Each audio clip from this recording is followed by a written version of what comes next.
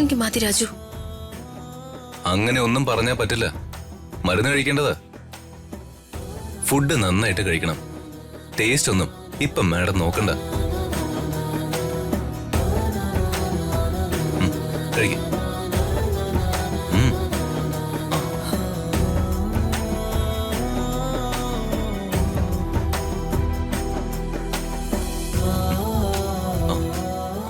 Sir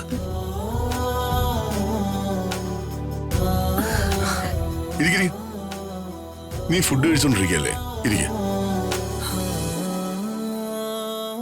നീ food കൊടുക്ക് രാജു. ഞങ്ങൾ ഇവിടെ നിൽക്കുന്നതിന് നിനക്കെന്താ കുഴപ്പം?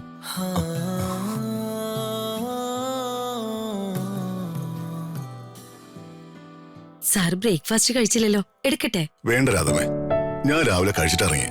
നീ ചായ എടുക്കടി, സാറ് ചായ കുടിക്കും. ആ, പനി എങ്ങനെയുണ്ട്? കുറവുണ്ടോ? ആ, കുറവുണ്ടച്ചാ. നമുക്ക് ഹോസ്പിറ്റലിൽ അഡ്മിറ്റ് ആയാലോ? അയ്യോ, അതിന്റെ ആവശ്യമില്ല സർ. അമ്മ മാഡത്തെ ഡോക്ടറെ കൊണ്ടുപോയി കാണിച്ചതാ. ആ മെഡിസിനാ ഇപ്പൊ കഴിക്കുന്ന.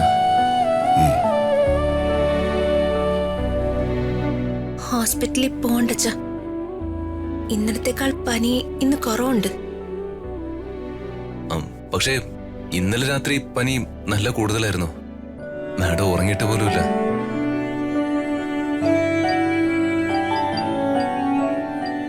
ഉറങ്ങാതിരുന്നത് ഞാനല്ല, രാജുവാ. ഞാൻ നന്നായി ഉറങ്ങി. ഇവൻ നേരം വിളിക്കുന്നവരെ കാവലിരുന്ന് കാണും. ആർക്കെങ്കിലും എന്തെങ്കിലും അസുഖം വന്നാ ഇവന് വെപ്രാളാണല്ലോ. അത് പിന്നെ സ്വന്തം ഭാര്യയ്ക്കാണ് ഈ പറയാൻ വേണ്ട. ഇവൻ ഈ വീട് പൊളിച്ചെടുക്കും. അയ്യോ സാറേ,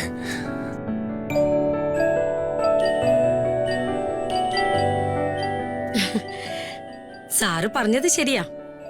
ഇന്നലെ രാത്രി ഇവന്റെ മുഖം ഒന്ന് കാണണമായിരുന്നു.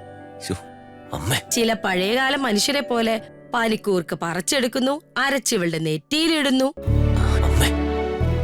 1000 വട്ടം ഭാര്യ മാഡം മാഡം ഒന്നും വിളിച്ചു കാണുമല്ലോ.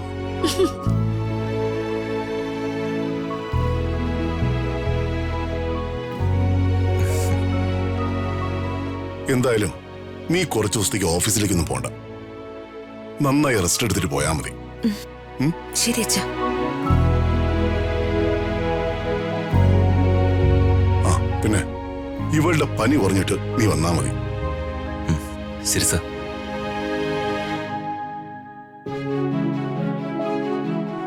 നിനക്കൊരു അസുഖം വന്നാ നിങ്ങൾക്ക് ആർക്കെങ്കിലും ഒരാൾക്ക് എന്നെ അറിയിക്കായിരുന്നു. യാമിനിയെ മാത്രം അറിയിച്ചത് തെറ്റാണെന്ന് ഞാൻ പറയുന്നില്ല. അച്ഛൻ തിരക്കുള്ള ആളല്ലേ, അതുകൊണ്ടാ. തിരക്കുള്ളപ്പോഴും നിന്റെ കാര്യത്തിൽ നിന്ന് ഞാൻ മാറി നിന്നിട്ടില്ലല്ലോ. ആ, അത് വിട്ടേക്ക്. ഒഫീഷ്യൽ കാര്യങ്ങളൊന്നും യാമിനെ കൊണ്ട് പറയിപ്പിക്കണ്ട. നീ എനിക്ക് മെസ്സേജ് ചെയ്താൽ മതി.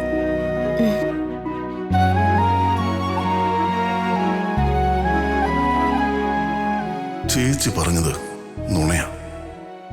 ഇവര് തമ്മിൽ ഒരു പ്രശ്നവുമില്ല. അകലെ